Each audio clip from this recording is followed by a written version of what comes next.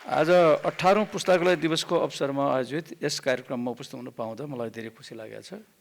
किनभने म यो अवसर चाहिँ मलाई जुटेको माननीय मन्त्रीज्यू चीन भ्रमण हुनुभएको हुनाले हाम्रो सरकारको चाहिँ कार्य सम्पादन नियमले कार्य विभाजन नियमले अन्तर्गत के हुन्छ भने कुनै मन्त्री विदेशमा गएर मन्त्रालय खाली हो भने एक स्तर माथिल्लो सिनियर मिनिस्टरलाई चाहिँ त्यो पोर्टफोलियो दिने चलन हुन्छ। त्यो अनुसार उहाँ चीनबाट नफर्किन्जेलसम्मलाई म यो मन्त्रालयको पनि कार्यवाहक मन्त्री भएको नाताले म उपस्थित छु। यस दिवसले हामी सबैलाई आफ्नो ज्ञानको सम्पदा पठन संस्कृति र पुस्तकालयको ऐतिहासिक महत्त्व स्मरण गराएको छ। यस्तो महत्त्वपूर्ण कार्यक्रममा आमन्त्रण गरी सहभागी हुने अवसर दिनुभएकोमा आयोजकप्रति हार्दिक धन्यवाद व्यक्त गर्न चाहन्छु। नेपालमा पुस्तकालयको इतिहास अत्यन्तै समृद्ध र प्रेरणादायी छ। प्राचीन कालदेखि नै अध्ययन, ज्ञान र धर्मको संरक्षणका लागि मठ मन्दिरहरूमा पुस्तकालय स्थापना हुँदै आएको थियो। आधुनिक पुस्तकालयको इतिहास पृथ्वीनारायण शाहको शासनकालदेखि सुरु भएको हो। उनले विभिन्न स्थानमा छरिएका पाण्डुलिपिहरू सङ्कलन गरी बसन्तपुर दरबारमा सुरक्षित रूपमा राखेका थिए। यसै क्रममा विक्रम सम्वत 1869 साल भाद्र 15 गते राजा गिरबाण युद्ध विक्रम शाहले जारी गर्नुभएको पुस्तक चिताई तहबिल लालमोहर नेपालकै पहिलो कानुनी पुस्तकको रूपमा मानिन्छ। यही ऐतिहासिक घटना सम्झँदै विक्रम सम्वत 2065 सालदेखि हरेक वर्ष पुस्तकालय दिवस मनाइने परम्परा सुरु भएको हो। पुस्तकालय केवल किताब राख्ने स्थल होइन, यो ज्ञानको केन्द्र, चेतना जगाउने स्थल र समाजको दिगो विकासको आधार पनि हो। नेपालको पुस्तकालय इतिहास जनचेतना, सामाजिक रूपान्तरण र प्रजातान्त्रिक आन्दोलनसँग गहिरो रूपमा गाँसिएको छ। विक्रम सम्वत 2007 साल अगाडि सर्वसाधारण शिक्षाबाट वञ्चित थिए। सर्वसाधारण जनताहरू शिक्षाबाट वञ्चित थिए। अझ त्यो बेला त प्रजा भन्नुपर्ने होला। राणा शासनकालमा शासकवर्गका लागि सीमित निजी पुस्तकालयहरू स्थापना भए। विक्रम सम्वत 1986 मा सर्वसाधारणका लागि पुस्तकालय स्थापना गर्ने प्रयासमा जुटेका युवालाई देशद्रोही ठहर गर्दै जरिमाना गरिएको थियो, जसलाई इतिहासमा लाइब्रेरी पर्वहरूमा चिनिन्छ। आजको डिजिटल युगमा पनि पुस्तकालयको महत्त्व कम भएको छैन। यसले डिजिटल पहुँच, ई पुस्तक, अनुसन्धान सामग्री र सुरक्षित अध्ययन वातावरण प्रदान गर्दै नागरिकलाई सशक्त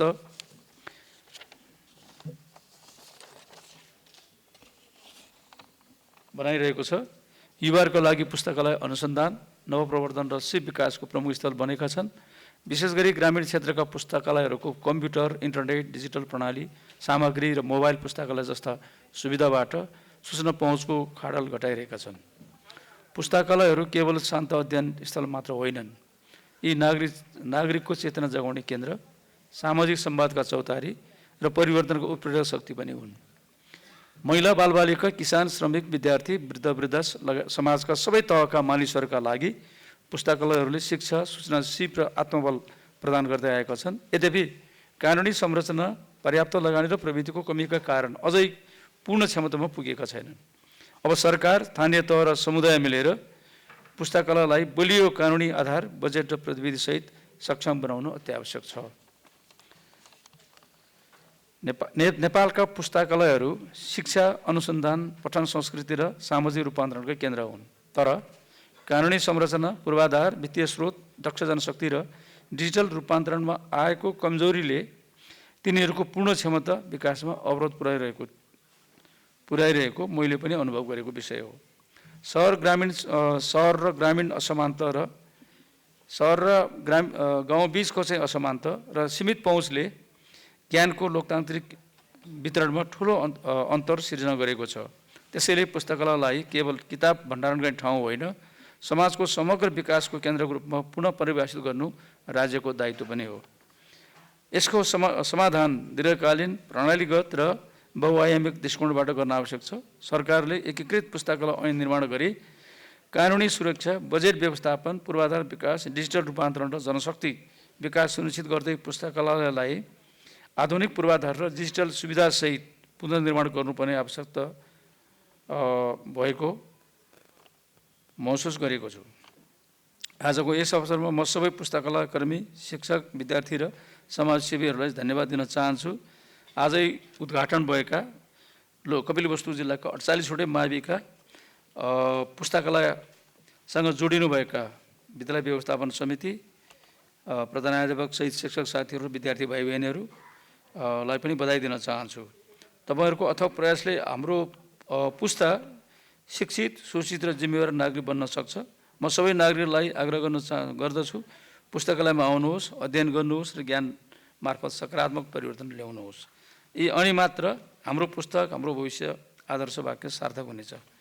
नेपालका विद्यालय पुस्तकालयहरूको स्थापना र व्यवस्थापनमा निरन्तर महत्त्वपूर्ण योगदान पुर्याउँदै आएको रुम टु रिड प्रति म हार्दिक आभार व्यक्त गर्न चाहन्छु। आज मात्र यस संस्थाले कपिलवस्तु जिल्लाको 3 पालिकाभित्रको 48 विद्यालयमा पुस्तकालय स्थापना गरेको हामी सबैको लागि गर्व र हर्षको विषय बनेको छ।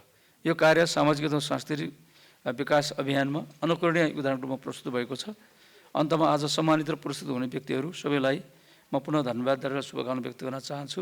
र यो कार्यक्रमको व्यवस्थापनको लागि रसियन कल्चरल सेन्टर भन्थ्यौँ पहिले हामी, होइन, यो रसियन हाउसले जुन हामीलाई यो चाहिँ सुविधा प्रदान गर्छ, उहाँलाई पनि म धन्यवाद दिन चाहन्छु। र यो पुस्तकालय सम्बन्धी मेरो मन्तव्य यहीँ टुङ्गाउनुभन्दा अगाडि थोरै आज चर्चामा रहेको सरकारसँग जोडिएका 1-2 कुराहरू थोरै राख्ने अनुमति चाहन्छु। अस्ति भारतको परराष्ट्र मन्त्री र चीनका परराष्ट्र मन्त्रीको बिचमा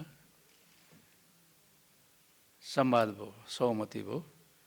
त्यो सहमतिमा भारत र चीन बिचको व्यापारिक नाकाहरू 3वटा नाकाहरू, नाथुला या टिङ्कर लगायतका 3वटा नाकाहरूमा चाहिँ का माध्यमबाट व्यापार गर्ने भनेर उनीहरूले जे सहमति गरे, त्यसमा अरू गम्भीर चाहिँ चासोको विषय के थियो भने लिपुलेक, लिम्पिया, धुरोडर, कालापानी यो महाकाली पूर्वका सबै चाहिँ क्षेत्रहरू जो आज चाहिँ अतिक्रमित छन्, त्यो हाम्रो चाहिँ के अरे भूभाग हो भन्ने कुरा हामीले संविधानमा पनि व्यवस्था गरेको, हाम्रो अहिले पनि दाबी रहेको ठाउँबाट चाहिँ 2 देशको सहमतिले चाहिँ व्यापारिक केन्द्र बनाउने, बाटो बनाउने भन्ने कुरा जुन भएको छ, त्यसमा हाम्रो गम्भीर असहमति रहेको।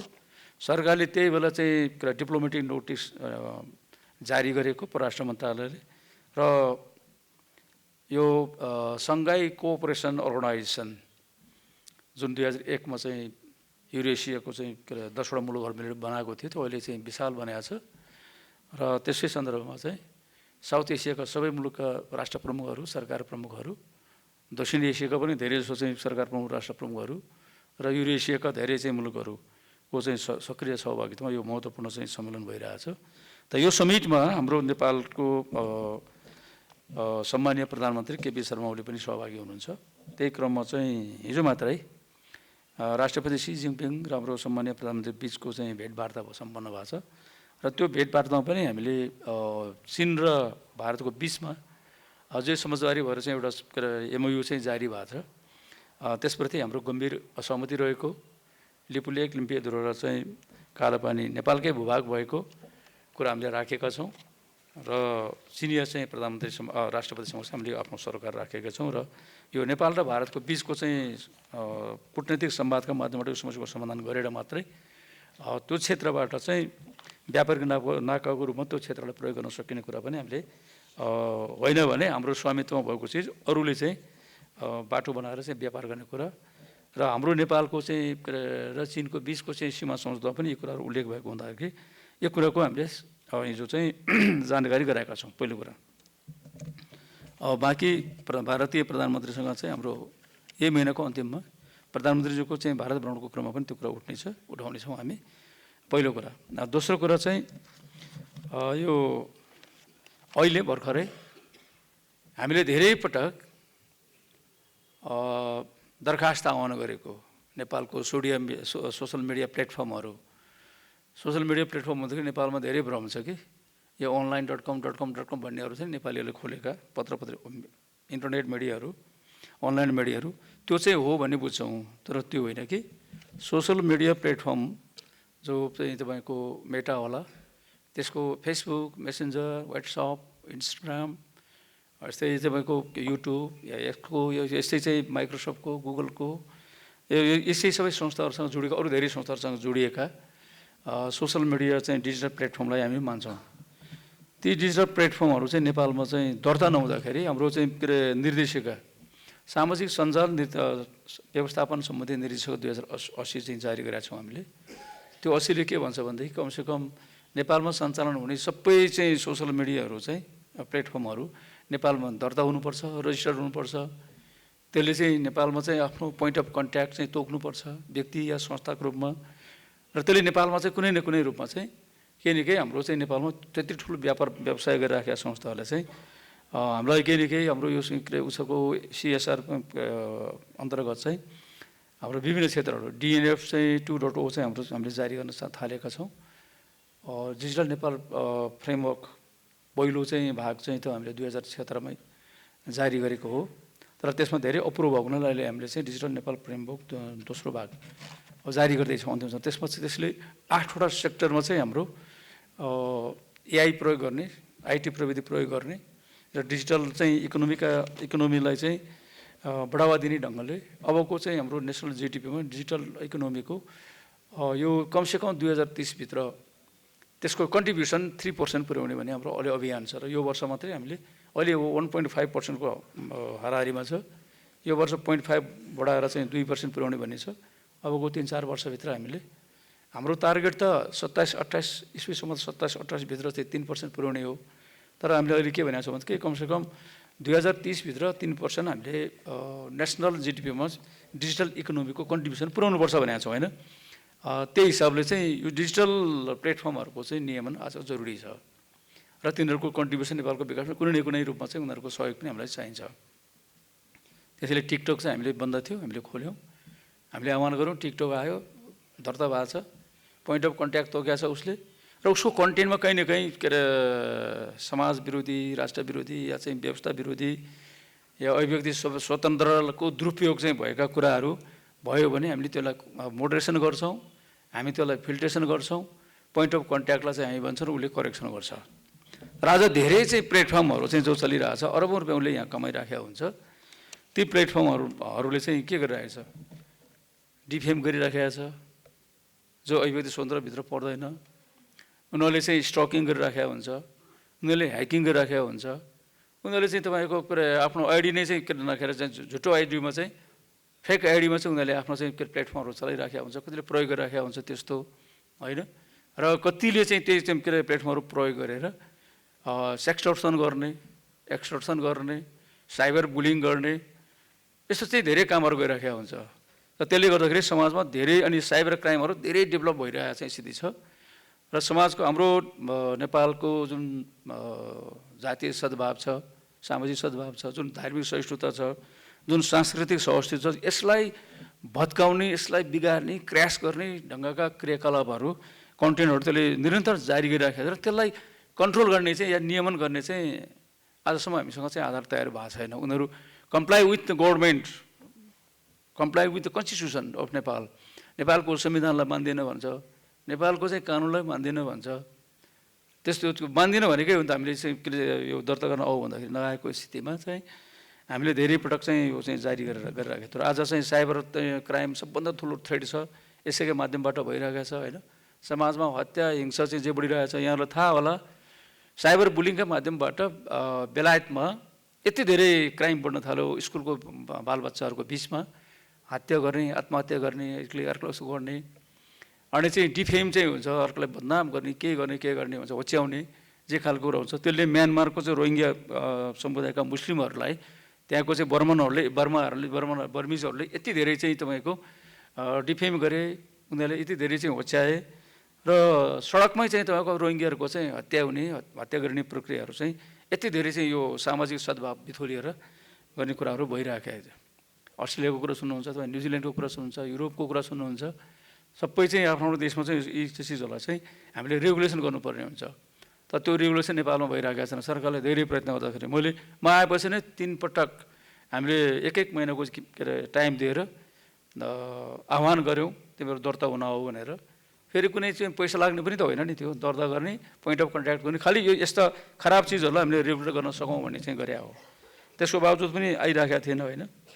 र अति भर्खर मात्रै सम्मानित सर्वोच्च अदालतले अदालतको अवहेलना मुद्दामा चाहिँ एउटा अनलाइनमाथि चाहिँ को फैसला सुनाउने क्रममा सर्वोच्च अदालतले के भने नेपालमा सञ्चालित हुने सबै सोसल मिडिया प्लेटफर्महरू नेपालमा दर्ता हुनु पर्यो, नेपालको संविधान कानुनअनुसार चल्नु पर्यो, नेपालको राष्ट्रिय एकताको पक्षमा उनीहरूले काम गर्नु पर्यो।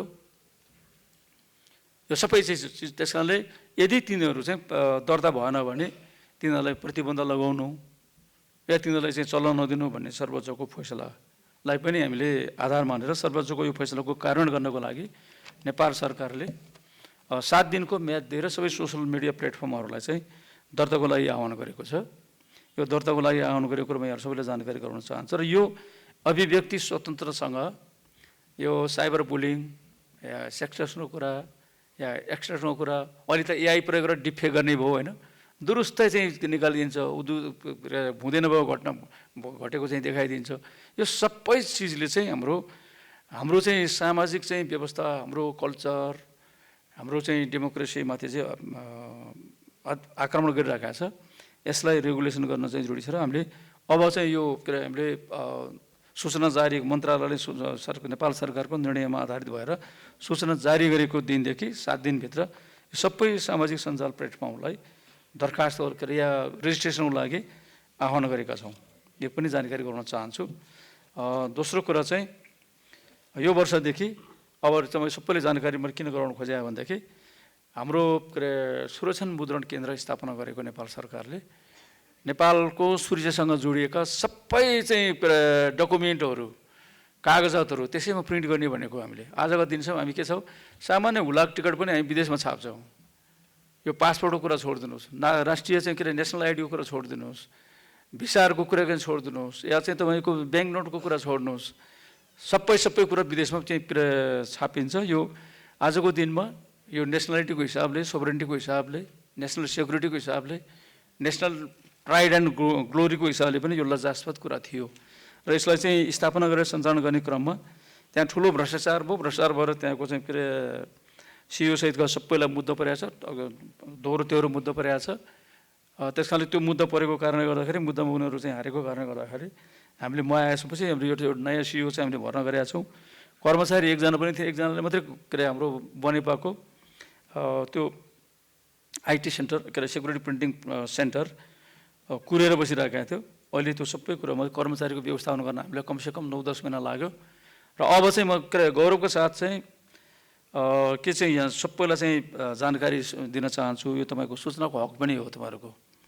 त सबै नेपाली नागरिकहरूलाई म चाहिँ के अनुरोध गर्न चाहन्छु भने अबदेखि ब्याङ्क नोट बाहेक सबै चिजहरू, यो चाहिँ हुलाक टिकटदेखि लिएर स्मार्ट कार्डहरूदेखि लिएर हाम्रो चाहिँ लाल पूर्जादेखि लिएर सिटिजनसिपको कुरा गर्नुहोस्, नेसनल आइडीको कुरा गर्ने गर्नुहोस्, या पासपोर्टको कुरा गर्ने गर्नुहोस्, योसँग सबै चाहिँ जोडिएका, सरकारसँग जोडिएका अनि यो स्टिकरहरू सबै चाहिँ हाम्रो सुरक्षण मुद्रण केन्द्रमै प्रिन्टिङ हुन्छ। अब यहीँ छापिन्छ। र यो वर्षदेखि हामीले नै बन्द गरेका छौँ। अब हुलाक टिकट गएको वर्षमा चाहिँ विदेशमै इन्डोनेसिया एउटा कम्पनीमा छापिन्थ्यो। धेरै दशकौँ वर्षदेखि जुन बेलादेखि हुलाकको टिकट छाप्ने चलन भएको थियो, त्यहाँ गएर त्यसलाई हामीले त्यसको अब तिमीले चाहिँ उपरान्त चाहिँ हाम्रो तिमीमा छापिँदैन भनेर त्यो एग्रिमेन्ट चाहिँ तोडेर आउनुपर्ने रहेछ। तर त्यसले चाहिँ हाम्रो चाहिँ सबै सेक्युरिटी फेरि कुरा लैजाने भएको हुनाले र यो वर्ष चाहिँ हाम्रो चाहिँ कर्मचारीको व्यवस्थापनको अभावको कारणले गर्दाखेरि सुरुमा हामीले त्यो जनौषधि सामग्री केन्द्र मार्फत चाहिँ यो भिजा कार्डहरू र यो हुलाक टिकट र लाल पूर्जा उसलाई छाप्न दिएका छौँ। र त्यो अब यो वर्षपछि हाम्रो कर्मचारीको व्यवस्था भइसक्न अब एक हप्ता लाग्छ। त्यो कर्मचारीको व्यवस्थापन भइसकेपछि ब्याङ्क नोट बाहेक सबै पासपोर्टसम्मको सबै हाम्रो प्रिन्टिङ सेक्युरिटी प्रिन्टिङ प्रेसमै प्रिन्टिङ हुने कुरा म यहाँ सगर्वका साथ सबै महानुभावलाई चाहिँ म जानकारी गराउन चाहन्छु। अब ब्याङ्क नोटको कुरा चाहिँ के छ भने ब्याङ्क नोटको लागि छुट्टै चाहिँ मेसिन चाहिन्छ हामीलाई। त्यस कारण त्यो मेसिन खरिद गरेपछि पनि त्यो ब्याङ्क नोट पनि हाम्रो यहीँ उत्पादन हुन्छ। अहिलेलाई चाहिँ हामी चाहिँ के गरेका छौँ भनेदेखि परराष्ट्र मन्त्रालय चाहिँ 64 लाख चाहिँ पासपोर्ट छाप्ने भन्यो। त्यो हामीलाई 6 महिना अगाडि नै जानकारी गराउनुपर्छ। हरेक मन्त्रालयले, हरेक चाहिँ विभागले, सङ्गठनहरूले चाहिँ सरकारसँग जोडिएको सङ्गठनहरूले चाहिँ सुरक्षण मुद्रणसँग जोडिएका डकुमेन्टहरू छाप्नको लागि नेपालको चाहिँ सुरक्षण मुद्रण ऐन चाहिँ बमोजिम सूचना सञ्चार तथा सूचना प्रविधि मन्त्रालयलाई जानकारी गराउनुपर्छ। कति परिमाण चाहिने त्यो चाहिँ जानकारी गराउने, सक्ने नसक्ने कुरो जानकारी गराउनु पर्ने। हामीले चाहिँ यो चाहिँ महत्त्वपूर्ण डकुमेन्टहरू छाप्ने कामले गर्दाखेरि चाहिँ त्यो के अरे थप चाहिँ डकुमेन्टहरू छाप्न सकेनौँ भने हामीले सहमति दिन सक्ने, त्यो सहमति दिँदाखेरि नेपाल सरकारको 51% स्वामित्व भएको त्यस्तो प्रिन्ट चाहिँ के अरे प्रिन्टिङ मेसिनहरूसँग केही संस्थाहरूसँग मात्रै हामीले उनीहरूलाई चाहिँ सहमति दिन सक्ने, त्यो पनि सम्भव भएन भने बल्ल चाहिँ विदेशी संस्थाहरूसँग पनि हामीले चाहिँ सहमति गर्न सक्ने प्रिन्टिङको लागि भन्ने चाहिँ प्रावधान अनुसार चाहिँ अहिले चाहिँ हाम्रो कर्मचारीको व्यवस्थापनको अभावको कारणले गर्दाखेरि यो 64 लाख पासपोर्ट चाहिँ अहिले हामीले बाहिरै छाप्ने कुरा गरेका छौँ। तर अबको दिनमा चाहिँ यो पनि यहीँ बन्द हुन्छ, किनभने त्यो बेलासम्म हाम्रो तयारी भइसकेको थिएन र हामीलाई पासपोर्ट चाहिँ तत्कालै चाहिँ चाहिने भएको हुनाले परराष्ट्र मन्त्रालयले त्यो हामीले अनुमति दिएको कुरा चाहिँ जानकारी गराउन चाहन्छौँ। यति कुरा मैले जरुर जानकारी गराउनुपर्ने थियो। र थप चाहिँ म के भन्न चाहन्छु भनेदेखि अब तपाईँले जुन विद्यालय पुस्तकालय सञ्चालनको अभियान सुरु गर्नुभएको छ, सबैलाई म धेरै धन्यवाद दिन चाहन्छु। यो काममा सफलताको पनि शुभकामना दिन चाहन्छु। अब इन्टरनेट खोलिएका पुस्तकालयहरू सबैको डिजिटाइजेसन आजको आवश्यकता हो। त्यो डिजिटाइजेसन गरेर पनि त्यो फेरि चाहिँ कुनै दिन त्यो सबै त्यसको चाहिँ के अरे संरक्षण हुन सक्दैन। त्यस कारणले त्यसको डिजिटाइजेसन गर्न चाहिँ जरुरी छ र सबै पुस्तकालयहरूमा अब इन्टरनेटको एक्सेस एकदमै जरुरी छ। स्थानीय सरकारलाई भन्न सक्छौँ आफ्नो विद्यालयमा चाहिँ त्यो गरिदिनुको लागि। यो शिक्षा तथा विज्ञान तथा प्रविधि मन्त्रालयले पनि यसको प्रबन्ध गर्न सक्छ। उनीहरूसँग जोडेर चाहिँ सञ्चार सूचना प्रविधि मन्त्रालयले पनि यसको चाहिँ प्रबन्ध गर्न सक्छ। आइएसपिएनको माध्यमबाट या चाहिँ टेलिकम र एनसिएलको माध्यमबाट, नेपाल टेलिकम्युनिकेसनको माध्यमबाट गर्न सक्छ। त्यसमा चाहिँ हाम्रो सकारात्मक चाहिँ सहयोग रहने कुरा यहाँहरू सबैलाई जानकारी गराउन चाहन्छु। किनभने इन्टरनेट एक्सेस यो म्यान्डेटोरी बाइन्डिङ चाहिँ तपाईँको निर्णय त होइन, अनिवार्य चाहिँ के अरे निर्णय त होइन। तर संयुक्त राष्ट्रको चाहिँ जेनरल एसेम्ब्लीले 2016 सालमा के निर्णय गर्यो भनेदेखि right to access to internet नागरिकको चाहिँ एउटा चाहिँ फन्डामेन्टल राइट हो भनेर उसले पारित गरिसकेको छ। त्यसकारणले अब सबै ठाउँमा इन्टरनेट पुर्याउनु पर्ने हाम्रो चाहिँ दायित्व, सरकारको चाहिँ दायित्व हो त्यो। त्यसैले अहिले चाहिँ सञ्चार तथा सूचना प्रविधि मन्त्रालयले यो वर्ष चाहिँ हामी 4G LTE नेटवर्क चाहिँ सम्भवतः नेपालको एउटा पनि घर नछुटोस् भनेर अभियान सुरु गरेका छौँ हामीले। एउटा पनि व्यक्ति नछुटोस्, एउटा पनि चाहिँ घर नछुटोस्। त्यसको लागि चाहिँ हामीले चाहिँ के अरे यो फाइबरहरूको FTTH पनि सबै जिल्लामा पुगिसक्यो। फाइबर टु द होम्स, घर घरमा चाहिँ के अरे फाइबर पुर्याउने, घर घरमा इन्टरनेट पुर्याउने अभियान त्यो सकेन भने हामीले चाहिँ कमसेकम चाहिँ यो अहिले फाइबरहरूको महामार्ग भन्छौँ, राजमार्ग भन्छौँ, ठुलो ब्रोडब्यान्ड चाहिँ सबै चाहिँ के अरे राजमार्गहरूमा र सहायक राजमार्ग त्यो बिछ्याउँदै लैजाने र त्यसबाट चाहिँ फेरि त्यसको के अरे अनि प्रत्येक चाहिँ 753वटा पालिकाकै चाहिँ केन्द्रहरू चाहिँ त्यो ब्रोडब्यान्डले चाहिँ जोड्ने, कनेक्टिभिटी जोड्ने र सम्भवतः हामीले 6743वटा चाहिँ वडाहरू पनि यो इन्टरनेट ब्रोडब्यान्डको कनेक्टिभिटी जोडेर त्यसो सम्भव नभएको ठाउँमा त्यो के अरे राउटरबाट पनि अलि तत्काल समस्या समाधान गरेर 6743वटै वडामा 753वटै प्रशासनिक केन्द्रहरूमा प्रदेश सरकार र स्थानीय के अरे सङ्घीय सरकार त भइ नै हाल्यो, सबै ठाउँमा इन्टरनेटको एक्सेस पुर्याउने र गभर्नेन्सको चाहिँ अभ्यास, GIOMS को अभ्यास सबै ठाउँमा गर्ने भनेर यो अभियानको साथ लागेको कुरा पनि म यहाँहरूलाई चाहिँ सहर्ष जानकारी गराउन चाहन्छु। त्यसैले हाम्रो चाहिँ के अरे अहिले यो काम छ र अब चाहिँ तपाईँको AI को चाहिँ बृहत्तर प्रयोगको लागि यो वर्ष चाहिँ हामीले काठमाडौँ भ्याली र पोखरा भ्यालीमा यो माघ महिनाभित्र 5G प्रविधि लन्च गर्दैछौँ र अर्को वर्षदेखि हामी महानगरपालिकाहरू र एकदमै के अरे प्रदेशको चाहिँ प्रादेशिक प्रशासनिक केन्द्रहरू राजधानीहरूमा पनि 5G कार्यान्वयन गर्ने यसपट्टि लगत्तै अरू चाहिँ ठाउँमा पनि गर्दै जाने चाहिँ हामीले अभियान सुरु गरेका छौँ। त्यसले गर्दाखेरि चाहिँ यो डिजिटल नेपाल फ्रेमवर्क र तपाईँहरूको लाइब्रेरीलाई लाइब्रेरीमा चाहिँ डेभलप गर्न सकिने, लाइब्रेरीहरूलाई चाहिँ इन्टरनेटका चाहिँ युक्त गराउन सकिने सम्भावना पनि बढेको छ। त्यसमा चाहिँ यो मन्त्रालयको म अहिले चाहिँ क्रियाशील रहेको सञ्चार सूचना प्रविधि मन्त्रालयको ध्यान आकर्षित भएको पनि जानकारी गराउन चाहन्छु र यो महत्त्वपूर्ण कार्यक्रममा सहभागी हुनुभएको सबैलाई धन्यवाद दिएर आज सम्मानित हुनुभएको छ। धेरै चाहिँ के अरे अभियन्ताहरू यो चाहिँ पुस्तकालय स्थापनाको चाहिँ काममा लाग्नुभएका र आजको कार्यक्रमको व्यवस्थामा लाग्नुभएको सबै जो सम्मानित हुनुभएको छ उहाँहरू सबैलाई म फेरि पनि बधाई दिन चाहन्छु, सफलताको शुभकामना दिन चाहन्छु र यो आजको यो कार्यक्रमलाई सफलतापूर्वक सहभागी हुनुभएका सबैलाई धन्यवाद दिएर मेरो भनाइ टुङ्ग्याउन चाहन्छु। धन्यवाद।